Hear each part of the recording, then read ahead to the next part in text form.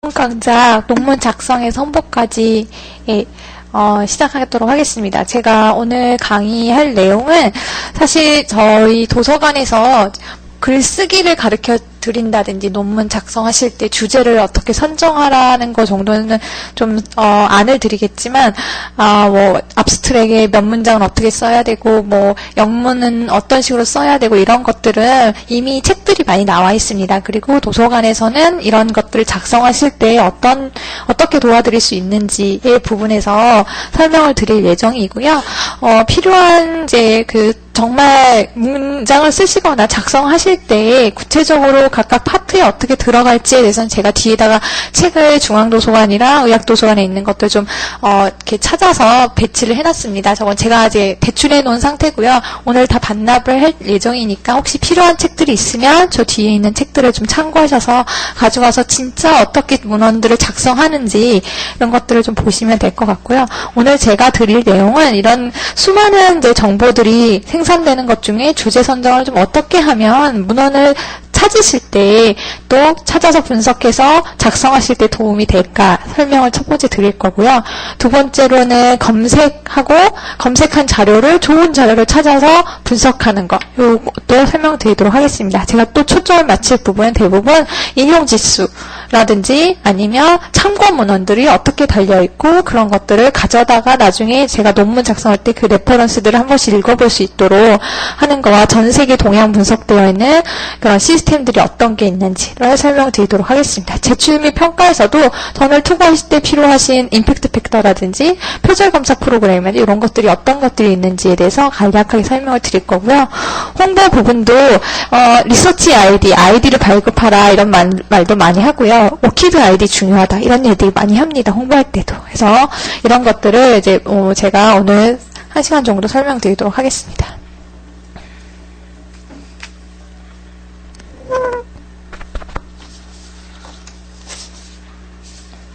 그래서 다양한 문헌 속의 주제 선정이라고 말씀을 드리는데요. 제가 이제 인트로로 이제 뭐 주제 선정 부분과 지식 생산 부분에 대해서 살짝 인트로를 설명드리도록 하겠습니다. 이거는 이제 그 서정욱 교수님이 의학 정보 관련된 부분에서 발표를 하시면서 쓰신 차트인데요. 만드신 차트인데 제 굉장히 괜찮은 것 같아서 제가 이제 말씀을 드리려고 합니다. 사실 보면 우리가 수많은 정보들을 굉장히 다양한 미디어로 받아보실 수 있다고 알고 있습니다. 미디어 안에서도 TV, 라디오, 뉴스페이퍼, 인터넷 웹사이트, 책북, 저널, 데이터베이스, 수많은 이제 정보들이 우리는 알지 못하지만 계속 생성되고 있고요. 이 많은 정보들을 그러면 어떻게 찾아내고 관리할 것이냐, 이렇게 생성만 되고 끝나느냐. 사서들은 여기서 인덱스라는 걸 만드십니다. 그래서 색인을 하죠. 책 뒤에 색인을 붙이는 것처럼 색인을 만들어서 이 많은 정보들을 체계적으로 데이터베이스화 하면서 그거를 연구 보존하기도 하고 또는 이용자들이 찾기 쉽도록 색인을 합니다. 그래서 연구자들도 마찬가지로 내가 원하는 자료들을 미디어라든지 TV, 라디오 아니면 인터넷 이런 책들에서 표시를 하죠. 여기에 뭐가 있고 여기에 뭐가 있고 그 나름대로 인덱싱을 합니다. 그래서 첫 번째 저널 아티클엔 뭐가 있었고 나는 이게 좋고 북챕터에 어떤 게 있고 이런 식으로 인덱싱을 시작하죠. 그런데 그렇게 수많은 인덱싱을 몇 페이지씩 100페이지 이상씩 만들다 보면 어디 있는지 찾을 수 없으니 나중에는 검색 엔진이라는 걸 찾아가지고 이제 서치해서 찾아서 정보를 찾게 됩니다. 그리고 정말 나한테 필요한 정보는 연구자들은 선택을 하게 되죠. 하나를 선택을 하고 압스트랙이라든지 기본적인 정보를 보니 괜찮다. 이걸 가져야겠다. 할 때 그 다음에 하는 행동은 행동 패턴. 알고자 하는 내가 지식을 얻고자 하는 행동 패턴의 흐름입니다. 이게. 이 많은 정보 안에서 내가 논문을 쓰고자 할 때 또 주제를 선정하고자 할 때의 이제 행동 패턴들을 이렇게 한쪽으로 생각하시면 되고요. 그래서 정보를 수집하고 다음에 원하는 풀텍스 원문을 본다든지 전체의 이제 자료를 검토한다든지 이런 것들을 하게 됩니다. 그 다음에 자세히 읽기. 한번 쭉 자세히 읽어보겠죠. 내가 선정한 문헌들을 자세히 읽고 그 다음에 어떤 행동을 하죠? 대부분 이해를 하죠. 읽은 논문을 그냥 끝나는 게 아니라 그걸 이해를 합니다. 이해를 한 다음에 분석하고 그리고 어떤 행동을 취하죠. 그런 다 읽은 논문을 이해하고 분석한 다음에 어떤 행동, 어떤 분들은 이걸 가지고 논문을 쓰기도 하지만 어떤 분들은 이걸 가지고 뭐 새로운 비디오를 작성하기도 하고 새로운 뭐 블로그를 만들기도 하고 어떤 행동을 취하게 됩니다. 이러면서 정보가 생산되는 이제 그런 흐름을 가지고 있죠. 그래서 지식은 새로운 지식을 만들어내는 그런 원료다 이렇게 얘기하고요. 선생님들이 이런 흐름을 가지고 이제 작성을 하시는 논문도 다시 이쪽의 문헌들로 이제 배치가 되면서 다시 다른 연구자들이 이와 똑같은 행동을 반복하게 되는 그런 형태입니다. 그리고 이제 연구 과정 모델을 저희들은 뭐 이걸 자세하게 제가 설명드릴 건 아니고요. 여기서 뭐 주제 선택, 뭐 연구 질문 설정에 어떤 질문을 설정해야 되냐, 뭐 구체적인 내용들은 제가 뒤에 배치는 책들을 보시면 더 자세히 아실 거고요. 저희들은 이제 보시면 기본적인 흐름은 연구 모델은 이렇게 되어 있다 간략하게 보여드리고 나중에 이제 뭐 이제 개괄적으로 아실 수 있도록만 보여드릴 예정이고요. 근데 주제를 선택하시고 나서 이제 뭐 연구 문제, 목적, 뭐 질문 이런 것들을 당연히 만드시겠죠. 그 다음에 계획을 만드시고 자료를 검토하시고 그 다음에 평가하시고 개괄적인 결과 도출, 뭐 정보 조지 이렇게 얘기를 하는데 저희 도서관에서 이런 그 논문 작성에서 이제 도와드릴 내용은 여기 자료 검색, 검토, 평가 이런 것들을 어떻게 할까라든지 아니면 이제 개괄적인 결과 도출 이후에 이제 최종 결과를 생성하기 전에 뭐 이제 좀 더 저널이라든지 이런 피인형이라든지 이런 것도 좀 더 확인을 어디서 할 것이냐 이런 것도 좀 도와드릴 거고요. 주제를 선택하실 때에도 방대한 주제와 키워드들이 있는데 그 중에 트렌드 어떤 세계적인 트렌드가 있는지 어떤 주요 생각하고 있는 코넬 대학이라든지 하버드 대학에서 일어나고 있는 주제들이 어떤 게 있는지를 좀 더 알고 분석해서 주제를 잡을 수 있도록 그런 것들이 도서관에서 조금 도와주는 역할 중에 하나입니다. 그래서 주제를 하실 때 이건 아주 대부분 다 알고 계실 거라고 생각이 들고요. 아주 베이직한 이제 그 주제 선정 부분이고요. 광범위한 주제에서 주제 개괄하고 좁혀 나간다 이렇게 얘기를 하는데요. 저희 도서관 사서들은 이렇게 좁혀 나갈 때 중요한 건 키워드 설정을 잘 하시느냐. 도 굉장히 중요합니다. 주제를 쓰실 때 키워드에 아주 전문적인 주제를 좀 더 좁게 단어들을 잘 쓰셔야 나중에 검색하시고 원하는 검색하신 이후의 결과들도 좋은 결과들이 나올 수 있다고 말씀을 드리고요. 네, 주제를 좁히실 때 너무 이제 주제를 좁힌다고 해서 저희가 얘기하는 거는 이렇게 구체적인 이제 특별한 키워드뿐만 아니라 나이라든지 국가라든지 이런 그런 것들도 다 리미트를 걸 수 있도록 어떤 주제를 좀 좁혀서 생각하시는 게 좋습니다. 어떤 문장을 쓰더라도 그 주제를 쓰더라도 이 문장 안에서도 여기에는 국가는 어디를 제한하고 여성과 남성 중에 어디를 제한하고 나이는 어떻게 제한하고 이런 것들도 좁혀서 생각을 하셔야 나중에 검색하실 때 많은 도움이 됩니다. 그래서 효과적인 문헌 검색 과정에서 저희들이 중요하게 생각하는 건 키워드를 잘 선택해라. 검색 시작하기 전에 키워드를 잘 생각하셔야 되고요. 특정 논문을 검색을 하라는 얘기를 조금 해드립니다. 그래서 모델이 될 만한 논문을 하나를 가지고 계시면 굉장히 그거를 가지고 이제 다른 논문을 찾으실 때 도움이 많이 되고 있고요. 그래서 특정 논문을 검색하라는 걸 말씀을 드리고 그 논문을 검색하신 다음에 현재까지 연구 전반의 내용들, 자기가 원하는 주제의 연구 전반의 내용을 파악하는데 이거는 어떤 게 인용됐는지, 참고문헌들이 어떤 게 있는지를 좀 더 파악해 보시면 내가 특정 분야의 전반적인 연구들에 대해서 캐치할 수 있는 그런 이제 작업이 되고요. 그 다음에 키워드를 놓을 때도 키워드 검색 이후에도 그와 관련된 어떤 특정 아티클 10개를 찾았으면 그와 관련된 문헌들을 좀 파악해 나가면서 좀 더 이제 체계적인 문헌들을 수집할 수 있는 그런 과정입니다. 그래서 두 개가 상호 보완적인 과정이다 얘기하고 있고요. 단순한 키워드로 딱 끝내는 게 아니라 그 키워드 안에 들어있는 문헌들에 달려있는 참고 문헌까지 보는 거.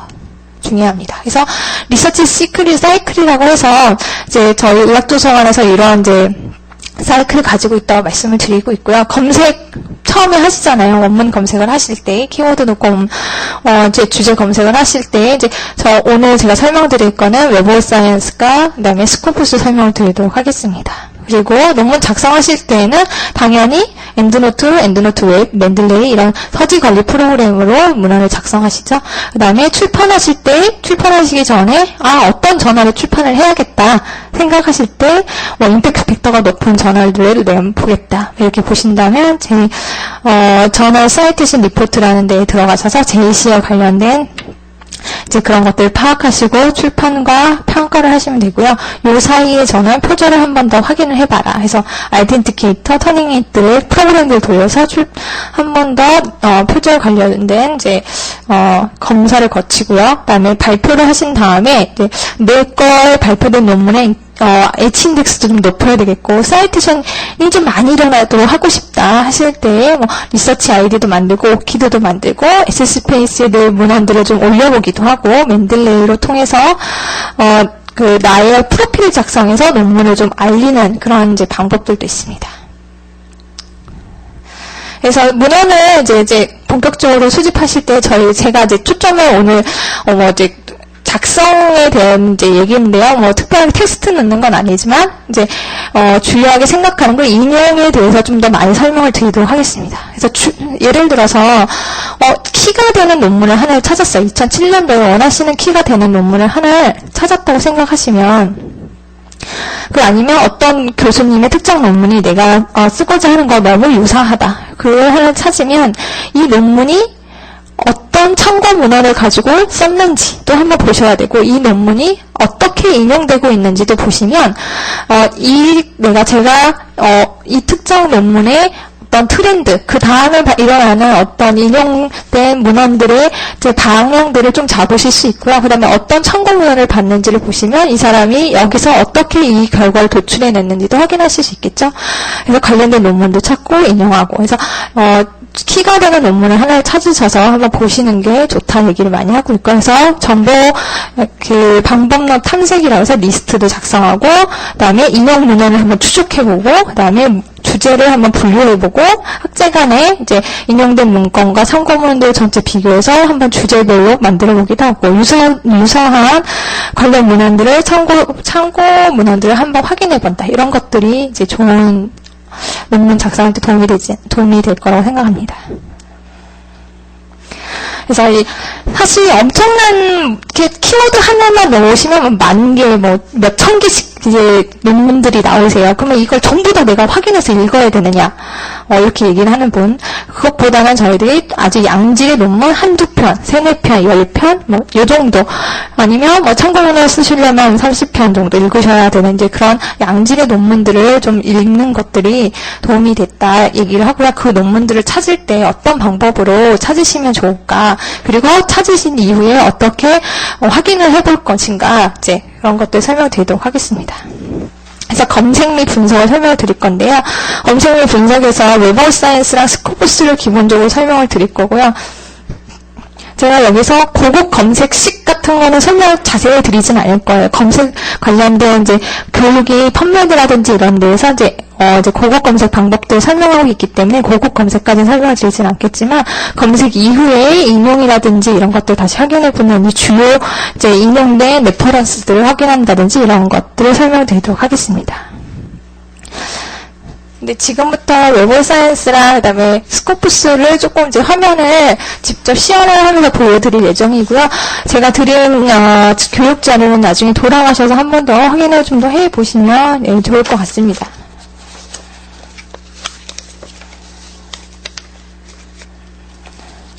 그래서 웹 오브 사이언스를 한번 보도록 하죠. 그래서 데이터베이스 의학도서에 들어오면 여기 웹 오브 사이언스가 있습니다. 그래서 클릭해서 이렇게 들어오죠. 제가 이제 기본적으로 검색을 하실 때, 웹 오브 사이언스 검색하실 때 좀 키가 되는 논문들 검색을 하시려면 여기 모든 검색 데이터베이스에서 웹 오브 사이언스 핵심 컬렉션을 검색하시는 걸 권장해 드리고요. 다른 것 모든 데이터베이스를 하면 이게 다 섞여서 나오는 경우가 좀 있어서 핵심 데이터 컬렉션을 하면 좀 이제 좀 걸러지는 부분이 있습니다. 아니면 한국어학술 데이터베이스가 따로 묶여있기 때문에 요거를 클릭하셔서 원하시는 한국어학술 정보를 찾으셔도 되고요. 모든 데이터베이스는 요거 3개가 다 합쳐진 데이터베이스로 생각하시면 됩니다. 저는 핵심 컬렉션으로 들어가도록 하겠습니다. 기본적으로 이제 고급 검색하시는 게 기본적으로 좋고요. 기본 검색에서 여기 화살표 모양 클릭하시면 기본 검색, 저자 검색, 인용 검색까지 하실 수 있습니다. 고급 검색 당연히 있고요. 이 웹사이언스가 인용 데이터베이스를 만들어서 요즘 계속 분석하고 활성화시키고 있는 이제 새로운 서비스라고 생각하시면 되고요. 기본 검색을 하시는 것보다 검색을 좀 검색식을 쓰실 수 있다 하시면 고급 검색을 쓰시는 게 좋지 않을까 생각합니다. 여기 클릭해 보면 이렇게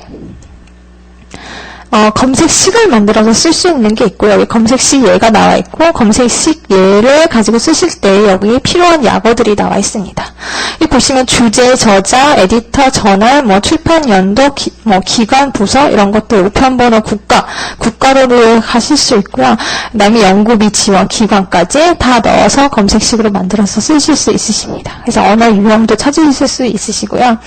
여기 보면 검색식 쓰실 때도 좀 키워드를 이렇게 넣었어요. 보시면 키워드가 3-4개씩 들어가 있는데 그래서 제가 그 주제를 선정하실 때 리미트 걸 수 있는 게 뭔지, 주제 키워드가 잘 되어 있는지도 되게 중요하다 말씀드린 게 이 검색식으로 찾으실 때 중요한 부분을 말씀드립니다. 이거 수학적 기호로 생각하시면 되고요. 가로가 쳐 있으면 가장 먼저 해야 되고 엔드가 들어가 있으면 교집합, 차집합 이런 것들 생각하시면 쓰실 수 있으십니다. 그리고 항상 여기 보시면 기간을 찾으실 때 연도를 좀 더 구체적으로 쓰시는 게 좋고요.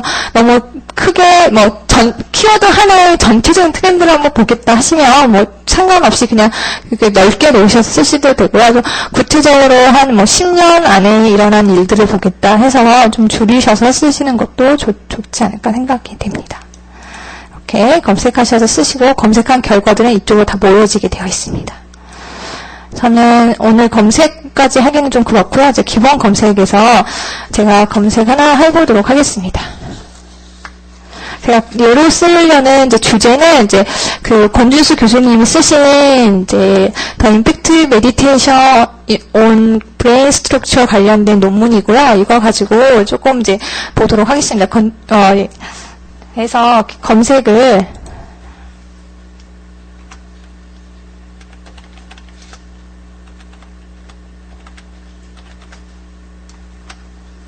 이런 식으로 저는 이제 브레인 스트럭처가 중요한 키워드이기 때문에 넣었고요. 그래서 제목 넣고 필요하시면 다른 필드 더 추가해서 여기에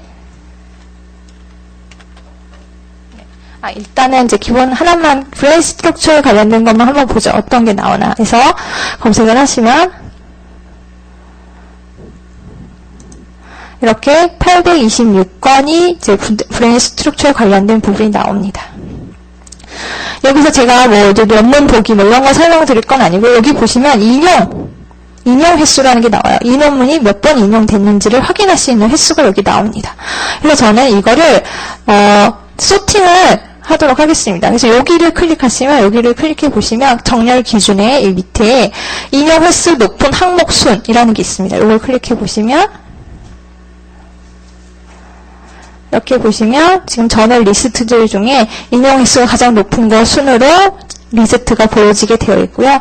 자, 이렇게 해서 지금 그 브레인 스트럭처에 관련된 부분에 가장 인용이 많이 되고 있는 것은 지금 이 논문이다라는 걸 확인해서 보실 수 있으십니다. 그리고 이 826건의 지금 브레인 스트럭처 관련된 이제 이 결과들을 분석해서 보실 수 있는데요. 그건 여기 결과 분석이라는 이제 요게 하나 붙어 있습니다. 그래서 요거 한번 여기 클릭해서 보면은 지금 826건에 관련된 거를 이제 그래프로 순위대로 정렬해서 보실 수 있는데요. 예를 들어서 어떤 저자가 많이 썼느냐 해서 분석해 보면 이렇게 이 한 분이 지금 21의 리코더로 쓰고 있습니다. 그래서 이런 식으로 내가 원하는 주제에 전체적으로 이 저자가 논문을 많이 쓰고 있구나 해서 이 저자의 논문들을 좀 찾아서 읽어보셔도 도움이 되겠죠. 이런 식으로 이제 냉해 12에 관련된 이제 자료들이 나오고 있고요. 뿐만 아니라 국가를 선정하셔도 어떤 국가에서 지금 제가 관련된 논문을 쓰고 있는지도 확인하실 수 있으십니다. 그래서 미국에 가장 많이 쓰고 있고 이런 것들도 확인해 보실 수 있고요. 또 특이한 건 연구비 지원 기관까지 보실 수 있어요. 그 논문, 브레인 스트럭처에 관련된 부분에 어떤 연구비를 지원하고 있는 기관이 있는지도 확인해서 보실 수 있고요. 이렇게 그다음에 다양하게 넣으셔서 출판 연도의 학술지, 그래서 어떤 학술지를 많이 투고하고 있는지 또 확인해서 보실 수 있으십니다. 학술지명까지 보실 수 있고요. 자, 이렇게 해서 이제 특정 분야에 원하시는 분야의 전체적인 트렌드를 한번 트렌드가 아니라 전체적인 이제 어떤 식으로 논문이 출판이 되고 있는지, 저자들이 있는지, 그 다음에 지원 기관은 어딘지도 확인해서 보실 수 있는 이런 툴들을 가지고 있고요.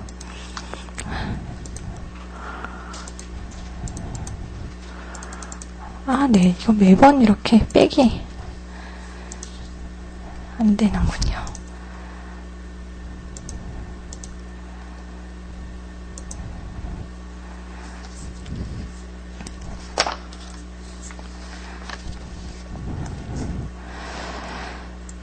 네, 이렇게 볼 수 있다고 제가 말씀을 드렸고요. 그래서 임팩트 팩터 높은 순으로 한번 보셔서 어떤 논문들이 많이 썼는지 보고 이제 결과값에 대한 분석까지 보실 수 있다고 말씀을 드렸습니다.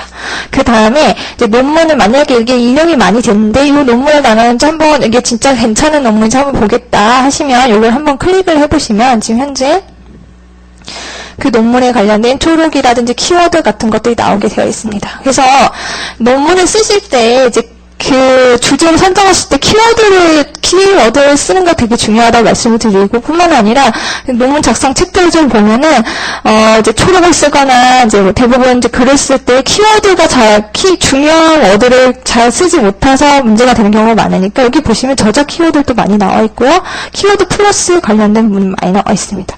요것들을 좀 많이 참고하셔가지고 이게 참고하셔서 여기서 키워드를 따가지고 검색을 해보시는 것도 굉장히 도움이 되고요. 여기 있는 키워드 이용해서 엔드노트을 만들어서 자료를 찾으셔도 도움이 많이 되실 거라고 생각이 됩니다.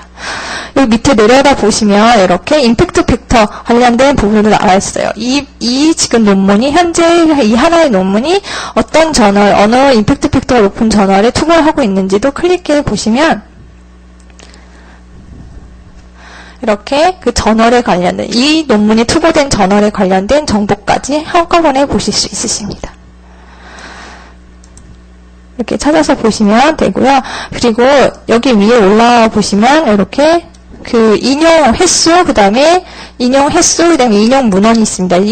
요걸 쓰신 분은 한 100개의 문헌, 참고 문헌을 달았고요. 그리고 600개 이상이 이제 다른 논문들이 이 논문을 사이트 했다고 보시면 됩니다. 제가 권순수 교수님 논문을 찾도록 하겠습니다.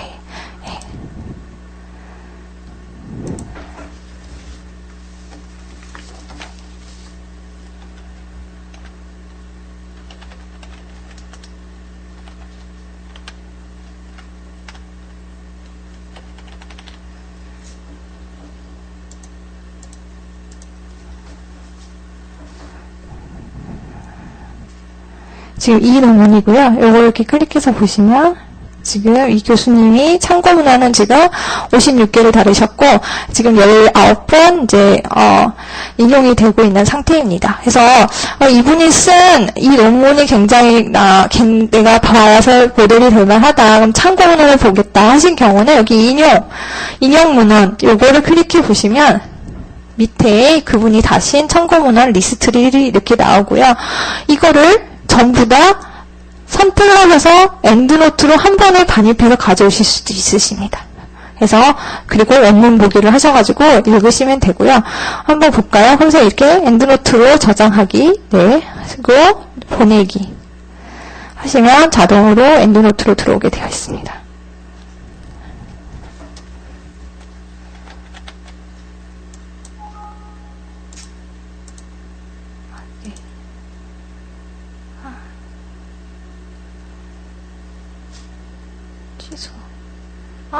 네. 자동으로, 엔드노트 열어놓은 상태에서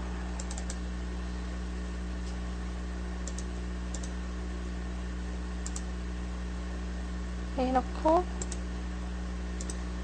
다시 전체 선택을 해서 데스크탑으로 가져오도록 하겠습니다. 보내기. 하시면 지금, 지금 권주수 교수님의 논문 한 번에 이렇게 들어오게 되어 있죠. 그러면 여기 클릭해서 원문 보기, find full text 이렇게 하시면 그분이 쓰신 참고로 다른 이제 레퍼런스를 전부 다 읽으실 수 있는 그런 기능입니다. 네, 이렇게 해서 그 모델이 되는 논문에 관련된 레퍼런스를 한 번에 보실 수 있는 그런 거고요. 그리고 사이테이션 인용 횟수 쓰신 것들이 어떤 게 있는지도 확인해서 보실 수 있으십니다. 그리고 나서 근데 이 논문이 지금 이게 몇 년도에 쓰냐면 2013년인가 네 그때 쓰신 논문인데요. 그래서 어떤 논문들이 이 논문을 가지고 인용해서 새로운 논문을 썼는지도 한번 확인해 보시면 그 여러 개의 피인용된 논문들 리스트들이 여기 나와 있습니다. 여기 보시면 이 논문들이 이런 주제로 새로운 논문을 썼구나 확인해서 보실 수 있고요. 발전되면 이런 논문들을 쓸 수 있겠구나라는 것들을 한번 보실 수 있는 그런 그런 모델이 되지 않을까 생각이 됩니다. 네, 그래서 네 그리고 제가 여기서 피인용 횟수 중에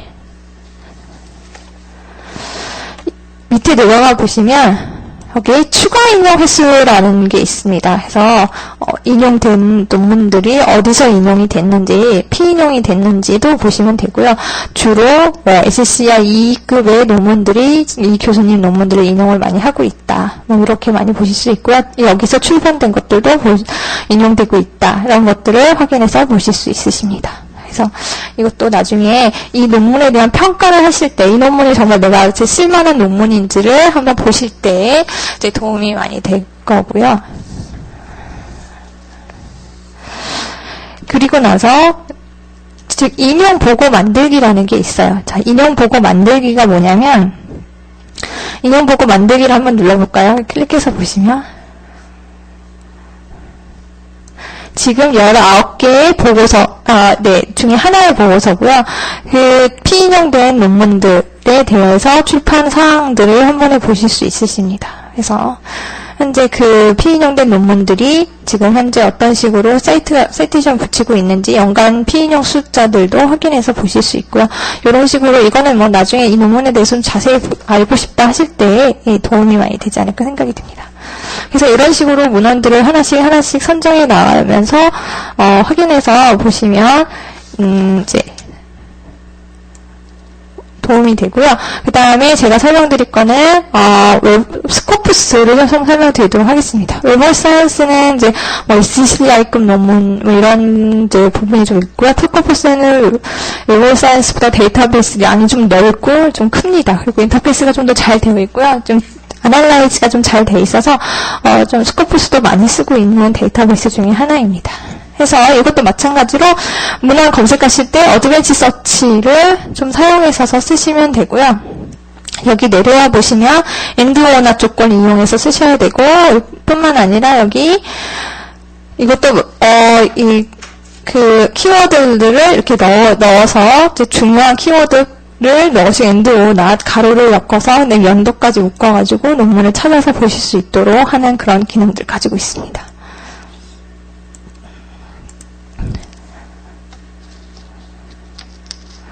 그래서 검색을 하실 때, 이제 반드시 2열 그러니까 하실 때 저는 이제 연도 검색을 좀 하라고 말씀을 드리고요. 너무 넓게 잡으면 쓸데없는 데이터가 너무 많으니까, 최근 10년, 아니면 최근 15년, 이런 식으로 잡아서 검색을 하시는 게 좋지 않을까 생각이 들고요. 여기다가,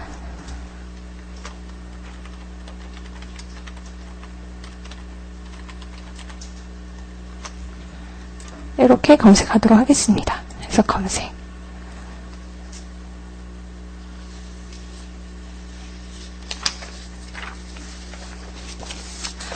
검색하시면 제가 그러니까 10년 리미트를 걸었는데도 이렇게 문헌들이 많이 나와요. 그러면 여기서 굉장히 중요한 건 2열은 분명 끝났지만 서브젝트 좀 제안해 주신다든지, 또는 문서 타입을 뭐 아티클만 하실런지 리뷰까지 하실 것인지 좀 정하시고, 키워드도 좀 정하시지 어려우시면 뭐 언어를 좀 더 정해주시든지 해서 지금 결과값들을 줄여 나가는 게 중요하고요. 이렇게 결과값이 중요하면, 결과값들을 이제 리미트 하시고 결과들이 나오면, 이 논문들은 전반적인 트렌드를 좀 보겠다 하시면, Analyze Search Result라는 게 여기 있습니다. Analyze Search Result라는 거 한번 클릭해 볼까요?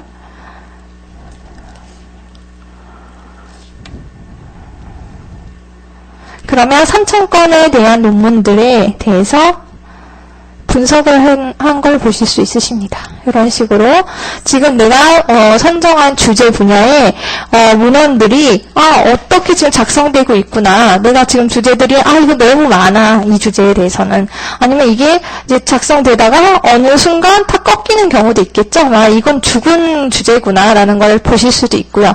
이런 식으로 그 주제에 만들어진 이제 논문들에 관련된 이제 연도별 분석을 보실 수 있으십니다. 해서 이게 어느 해는 올라갔다, 어느 해 내려갔다, 올라갔다 내렸다 하는구나 해서 보시고 이제 논문을 작성하시면 도움이 되고요. 그 다음에 소스를 보시면 어느 저널에다가 투고를 하고 있는지도 보실 수 있으십니다. 이런 식으로 보실 수 있고요. 그 다음에 오쏘들은 어떤 오쏘들이 그 지금 주제 분야에 많이 쓰고 있는지도 확인해서 보실 수 있고요. 이런 식으로. 그 다음에 여기를 클릭하시면 이 저자에 관련된 아날라이즈도 한꺼번에 보실 수 있으십니다. 그래서, 이 저자에 대해서 좀 읽고 사이트션에 좀 자주 붙여야겠다 하시면 이걸 좀 보시고 참고하셔도 되고요. 이분이 쓴 논문들을 좀 읽어보셔도 되고. 여기 주요 저자들이 쭉 나와 있으니까 확인하셔서 더, 논문 쓰실 때 도움이 되지 않을까 생각이 들고요. 그 다음에, 애플리케이션을 한번 볼까요? 애플리케이션을 보면은 어떤 기관에서 투고를 많이 했는지 기관들도 보실 수 있으십니다.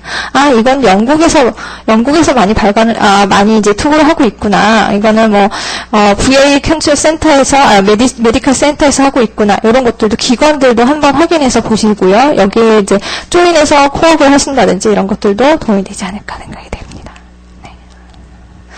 이런 식으로 이제 내가 서치한 결과들에 대해서 전반적인 이제 배경을 좀 더 보실 수 있으면서 좁혀가면서 주제를 선정하시는데 도움이 될 거라고 생각이 됩니다. 이렇게 아날라이즈 리뷰를 좀 한번 먼저 보시고요. 그런 다음에 이제 논문을 선택하게 되시면 예를 들어서 나는 이 논문을 한번 보겠다, 선택해서 보시겠다 해서 클릭해서 들어가시면 여기 이거 사이트가 얼마나 붙었는지 또 보실 수 있고요. 여기 내려가다 보시면 이거는 이제 요즘에 알트 매트릭스라고 해서 이런 거를 많이 붙이는데요. 소셜 네트워크를 분석해서 소셜 네트워크에서도 내 논문들이 얼마나 인용되고 있고 사람들이 관심을 갖고 있는지도 소셜 네트워크 통해서 보실 수 있습니다. 지금 이 사이트가 하나도 안 붙어 있는데 붙은 걸 좀 볼까요?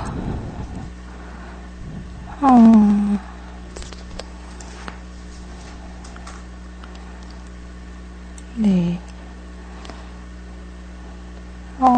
네. 최근 논문이라서 이게 지금, 알겠습니다. 2011년으로 리미트를 걸어놓으면, 좀 낫겠죠?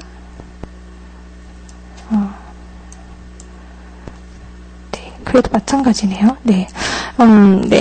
이렇게 해서, 요즘, 이제, 알트 매트리스라고 소셜 네트워크를 통해서, 이제, 얼마큼 이 논문들이 인용이 되고 있는지 확인이 가능하시고요. 여기 맨들레이도 마찬가지로, 여기 맨들레이가 소셜 네트워크를 좀 분석하는 그런 툴도 가지고 있습니다. 그래서 이렇게 국가별로 어느 국가에서 이 논문들을 보고 있는지, 요즘 이런 것들도 보실 수 있으십니다.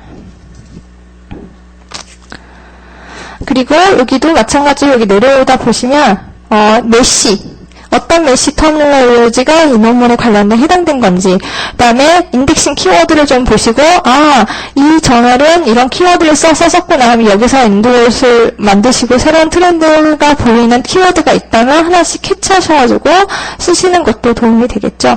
자, 여기도 이제 중요한 키워드들 나와 있고요.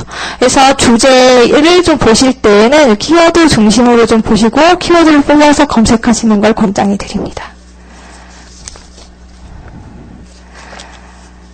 그 다음에 특정 저자에 대해서 한번 보도록 하겠습니다. 그래서 특정 저자에 대해서 보실 수 있고요. 그래서 이제 뭐 예를 들어서 이 분을 이제 클릭을 하면 여기 이제 링크가 다 걸려 있는데 이 지금 특정 저자를 클릭을 하시면 이 저자에 대한 기관, 그다음에 오서 아이디가 나오게 되어 있습니다. 그래서 이 저자가 내가 좀 필요한 저자인데 한번 보자 하면 오서 아이디를 확인하시고 얼마나 문서를 썼는지, 그다음에 이분에 대한 이제 그래픽 그 자료들도 나와 있고요. 하이 임팩트 그래픽도 나와 있고요. 사이테이션 얼마나 오버뷰할 수 있는지 이런 것들도 보실 수 있으십니다. 이런 것들도 하나씩 클릭해 보셔가지고 보시면 그 저자에 대해서 아날라이즈해서 확인하실 수 있으시고요. 그분이 쓴 저자 40건 한 번에 보실 수 있으십니다. 이런 식으로 이제 저자 한두 명, 한 10명, 이런 식으로 하나씩 알게 되면은, 그 분의 저자들이 쓰시는 논문들의 전반적인 이제 동향 같은 것도 파악하실 수 있으시겠죠. 이렇게 해서 스코프스의 저널들을 아티클들을 확인하고 저자 확인하는 거 설명드렸습니다. 그 다음에 제가 설명드릴 거는 사이버를 설명드리도록 하겠습니다. 이게 지금 중앙도서관에서 구독하고 있는 이제 그 DB 분석, 인용 DB 분석 프로그램인데요. 이건 누구나 다 사용하실 수 있고요. 이거는 제가 여기 PPT에 넣었는데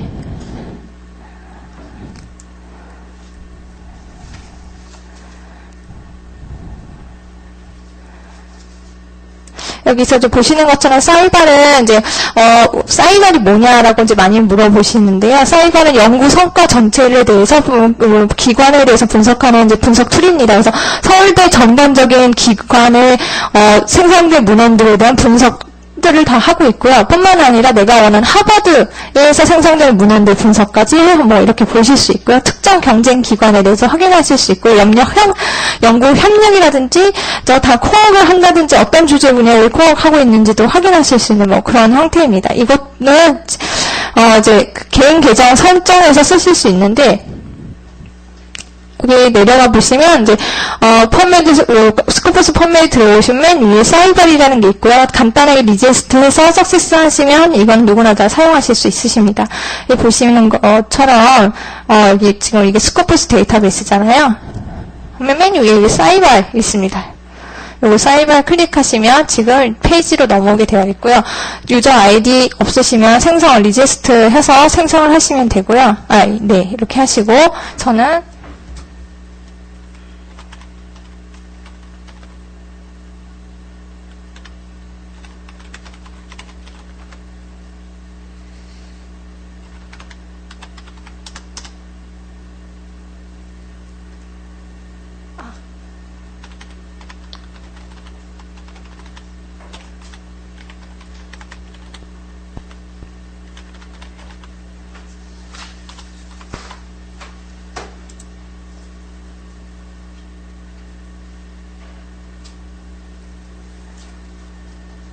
네, 이렇게 해서 이제 요거 데이터베이스 사용하실 수 있는데요. 여기 이제 오버뷰 한번 볼까요? 어떤 내용들이 들어가 있는지. 오버뷰 한번 보시면 여기 보시면 지금 제가 서울대를 등록해 놓은 상태입니다. 서울대 등록되어 있고요. 서울대 들어가시면 썸머리해서 지금 서울대에서 만들어진 논문들 전체 몇 건이 있고 사이테이션이 얼마나 붙었고 오서들이 얼마나 있는지 이런 것들 한 번에 보실 수 있고요. 어떤 분야에서 논문들이 많이 일어나고 있는지도 보실 수 있으십니다. 각각 탑에 관련된 부분도 보실 수 있으시고 탑 저널, 어느 저널, 아카데미 이런 관련 인터내셔널 콜라보레이션도 한번 보실 수 있으시고요. 자, 여기서 관심 있는 건 이제 콜라보레이션에 좀 관심 있다 이렇게 하셔도 되고요. 근데 지금 의학 분야가 아니잖아요. 의학 분야를 선택하셔야 하는데 여기에 보시면 Selected라는 게 있습니다. 요거 클릭해 보시면 분야를 선정하실 수 있고요. 여기서 저는 메디신 분야를 넣도록 하겠습니다. 그래서 메디신 분야 들어가시면 메디신 분야의 전체적으로 서울대 의대가 작성하고 있는 논문들에 대한 트렌드를 여기서 한 번에 보실 수 있으세요. 그래서 오서를 한번 볼까요? 인터내셔널 워크는 이 정도 하고 있고 오서들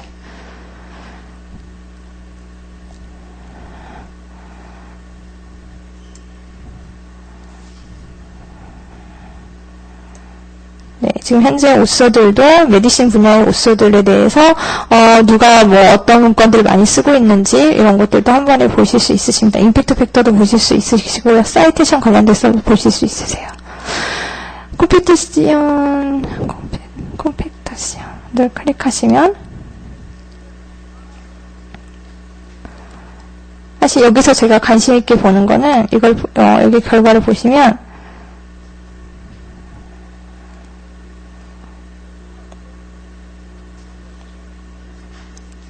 키워드들이 나와 있어요.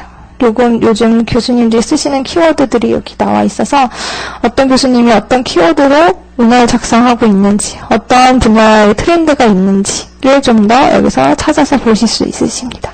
어떤 분들은 여기 키워드를 전부 다 긁어서 데이터 마이닝해서 키워드 순서가 많이 나오는 것들 찾아내서 또 분석해서 보시는 분들도 계시더라고요.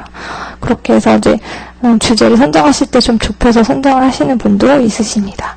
그리고 저 여기다 하버드도 넣었거든요. 하버드는 어떤 게 있는지, 하버드는 얼마나 문헌들 작성하고 있는지 또 여기서 보실 수 있으십니다. 그래서 하버드 여기 선택하시면 되고요. 여기 Add Institution and Group이라는 게 있어요. 이거 클릭하시면 대학을 선정하실 수 있으시고요. 원하시는 대학들을 클릭하셔서 넣으시면 이제 원하시는 코넬 대학부터 하버드, 존 홉킨스 대학들 쭉 넣어서 그 대학들의 지금 현재 쓰고 있는 트렌드를 좀 더 보시면 도움이 되지 않을까 생각이 들고 오서들도 분석해서 보실 수 있으십니다. 네, 이렇게 해서 이런 지금 여기 기능이 한 3개 정도, 4개 정도 가지고 있는데요. 다양한 사이버를 굉장히 다양한 이제 분석 툴을 가지고 있으세요. 그래픽으로 뿐만 아니라 눈으로 비교도 해서 보실 수 있고요. 대학에 대해서 확인하실 수 있고 여러 가지 정보들을 가지고 있으시니까 나중에 그 주제 선정할 때 트렌드 보고 그다음에 관련된 어서 찾고 어서 키워드 찾아서 이제 검사하시고 이제 전에 아티클 하나 찾으셔서 그걸 가지고 인용 보시고 이렇게 하실 때 처음에 들어갔을 때 굉장히 도움이 되는 사이트라서 제가 설명을 드렸습니다. 그 다음에 제가 지금부터 제출 및 평가 부분 바로 그냥 넘어가도록 하겠습니다.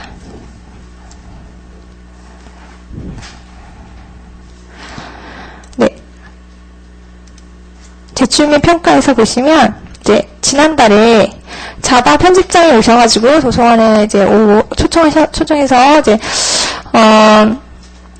그 초청 강의를 했는데요. 이제 그때 그 분이 말씀하실 때 그 논문이 탈락되는 이유에 대해서 많이 설명을 하셨습니다. 그래서 아주 기본적인 거긴 하지만 좀 알고 계시면 될 것 같아서 가장 그분이 얘기하시는 건 부적절한 논문 형태, 아예 읽어보지도 않고 이제 지킨다는 이제 부적절한 논문 형태가 가장 많은 이제 이유가 되고요. 그 다음에 초록 내용이 부실할 경우에 아예 보지도 않는다고 하시더라고요. 그래서 이 부분을 좀 더 신경 쓰셔야 그나마 들어가서 읽혀지는 부분이 이제 이런 부분들이 있지 않을까 생각이 들어서 이제 데이터라든지 독창성이라든지 이런 것들은 이제 선생님들 글 쓰기에 달려 있는데 이제 이런 부분은 이제 조금만 신경 쓰시면 쓰실 수 있는 부분이니까 초록 내용에서도 정확한 키워드가 들어가 있는지 분명한지 이런 것들이 나와 있습니다.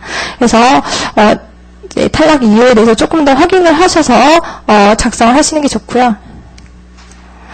제출 평가하실 때 이제 많이 사용하시는 건 이제 어느 저널에다 제출을 할 거냐 이런 얘기를 하고 있고요. 그래서 대부분 임팩트 팩터를 찾으셔서 임팩트 팩터 높은 순으로 딱딱 넣어서 뭐 한 10개 하면 제일 높은 데 넣어서 떨어지면 그 다음 누구 이렇게 하시는 거 제가 본 적이 있거든요. 그래서 내가 저널을 썼는데 아티클을 썼는데 저널에 투과하려면 임팩트 팩터가 높은 저널부터 넣어서 그 다음 떨어지면 그 다음 임팩트 팩터 높은 데 넣고 이렇게 하시는 분들 계시는데 그렇게 하시려면 일단 임팩트 팩터가 어떤 건지 좀 아셔야겠죠. 그래서 임팩트 팩터 관련된 부분에 보시면 임팩트 팩터가 중요하냐라는 얘기도 많이 하세요. 사실은 임팩트 팩터가 그렇게 중요한 거냐라는 얘기를 하는데 얼마만큼 이제 인용된 수가 많으냐라는 게 이제 임팩트 팩터 관련된 부분이고요. 이제 어떤 분들은 오픈 액세스에 전화를 투과하시기도 하긴 하지만 이제 임팩트 팩터로 쓰시는데 이제 검색 방식은 개선 방식은 이렇게 좀 형태가 있습니다. 그래서 예를 들어서 2008년, 2009년 출판된 논문은 논문 인용된 총 횟수 나누기 논문 총수, 출판된 논문 총수 나눠서 이런 식으로 임팩트 팩터가 검사가 되고 있고요. 자, 도서관에서 임팩트 팩터 관련된 것 정보를 찾고 싶다. 저널대에서 할 때에는 찾으시는 건 간단합니다. 그래서 의학도서관에 들어오시면 여기 맨 밑에 임팩트 팩터 검사라는 게 있어요. 그래서 임팩트 팩터 검사라는 걸 클릭하시면 데이터베이스로 넘어가고요. 이거는 학리 접속하실 때 사용하실 수 있는 거고 학위로 접속하실 때 바깥에서 검사 한번 보시고 싶으실 때는 반드시 학위 접속하기 프로그램으로 접속하신 다음에 이 데이터베이스 접속하시는 게 좋습니다. 그리고 지금 임팩트 팩터에 관련된 거는 2014년도 거는 없고 2013년도 게 있습니다. 그래서 2014년도 관련된 임팩트 팩터는 2015년 올해 11월에 업데이트가 됩니다. 무슨 말씀인지 아시겠죠? 그러니까 항상 한 해 건너서 임팩트 팩터 확인할 수 있다 설명을 드리고요. 그래서 서브밋을 이렇게 2013년도 거 보시면 그 다음에 주제 분야를 찾아서 선택을 하셔야 합니다. 저는 아무거나, 에콜로지, 선택하도록 하겠습니다. 그래서 저널들 리스트를 보면, 여기 클릭하시면, 지금 선정한 분야의 임팩트 팩터가 높은 저널들이 나와 있고요. 여기서, 소트를 타이틀이 아니라 임팩트 팩터로 하도록 하겠습니다. 소트 바이를 임팩트 팩터로 하시면, 지금, 저널들 리스트 나오고 그 다음에 임팩트 팩터 높은 거 나오고 그 다음에 최근 5년 동안 관련된 자료 나오고 사이트도 나오고 그래서 이 저널 리스트가 나오고 있고요. 여기서 저널 리스트에서 여기 저널 하나를 클릭해 보도록 하겠습니다. 그럼 그 저널에 대한 리포트들도 이렇게 길게 나와 있습니다. 그래서 내가 투과하고자 하는 저널들 이름, 정확한 이름, ISBN 넘버, 그 다음에 언어 관련된 부분 나와 있고요. 어떤 카테고리에 있는지, 임팩트 팩터 개선이 어떻게 돼서 이 사람들이 이렇게 좋은 저널이 됐는지, 그 다음에 최근 몇 년 동안 임팩트 팩터에 대해서 어떻게 사이트가 일어나고 있는지도 보여줄 수 있어요. 어떤 거는 저널들이 이게 어느 순간 높아졌다가 어느 순간 갑자기 떨어지는 경우도 있죠. 그러면 이제 없어지는 저널이기도 하고요. 그래서 그런 것들을 좀 확인하셔가지고 세이크 아카이브라든지 사이트가 어떻게 일어나고 있는지도 한번 볼 수 있으십니다. 자, 이런 것들 확인하셔서 저널 투고하실 때 참고를 하시면 되고요.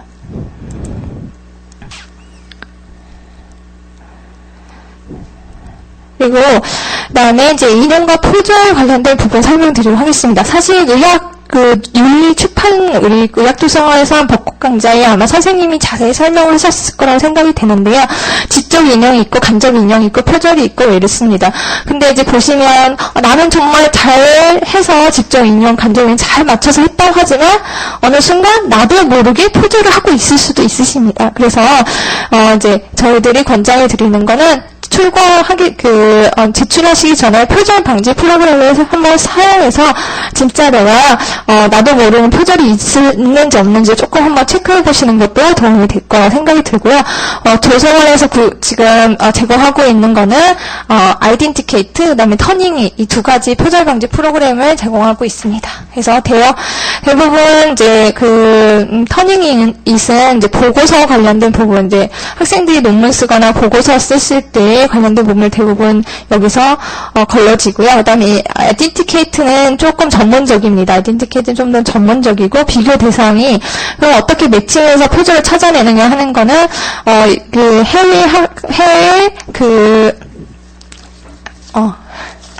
해외 석박사 논문들 뿐만 아니라 인터넷 사이트에 돌아다니는 중요한 이제 문헌들 수집해서 이 데이터베이스에서 매칭을 하고 있고요. 펀메드 데이터들도 이 안에 들어와서 매칭되게 되어 있습니다. 그 다음에 프로키스트에서 보유하고는 3만 개 정도의 석박 논문들도 여기서 RTTKT에서 매칭을 해서 찾아내고 있고요. 그래서 이제 전문적으로 쓰시는 학술 이제 출판 관련된 논문들에 대해 표절을 한번 이제 체크하고 싶으시다 하실 때는 아이덴티케이트를 사용해서 많이 쓰시고 계시고요. 자, 이거를 쓰시고 싶으실 때는 아이덴티케이트 등록을 하셔야 되는데 저희 의학도서관 메일 메일입장 sn.kr로 이름이랑 그다음에 소속 신분을 넣어주셔서 저희한테 보내주셔야 저희들이 확인해서 그 아이디를 드립니다. 보내실 때 항상 SNU 메일을 계정을 가지고 계셔야 좀 편리하게 등록이 되고요. 이렇게 해서 보내주시면 저희가 등록해서 검사를 하실 수 있게 해드립니다. 이게 제가 보기에는 출판위에서 이미 설명을 해하셔서 제가 간단하게만 소개하고 넘어가도록 하겠습니다. 그렇게 해서 이제 계정을 받고 들어오시면 폴더를 넣으실 수 있도록 애드에서 폴더를 하나 넣으실 수 있고요. 폴더를 만드시면 이렇게 폴더 생성이 됩니다. 폴더 생성이 돼서 서브밋 할 수 있는 문서들을 넣으시면 이렇게 체킹을 하시고 나면 퍼센티지가 이렇게 나와요. 그래서 65%, 45% 이런 식으로 나와 있고요. 요거 나온 부분을 클릭을 하시면 이렇게 어디가 매칭이 되어 있는지, 어디가 이제 얼마큼 이게 같은지에 대해서 이런 식으로 보여지고 되어 있습니다. 그래서 그 다음에 터닝잇은 제가 말씀드린 것처럼 저거 현재 학술이랑 뭐 이제 과제물 논문들 이런 것들을 이제 할 수 있는 터닝잇으로 검사할 수 있다고 말씀드렸고요. 이거는 중앙도서관에서 관리하고 있습니다.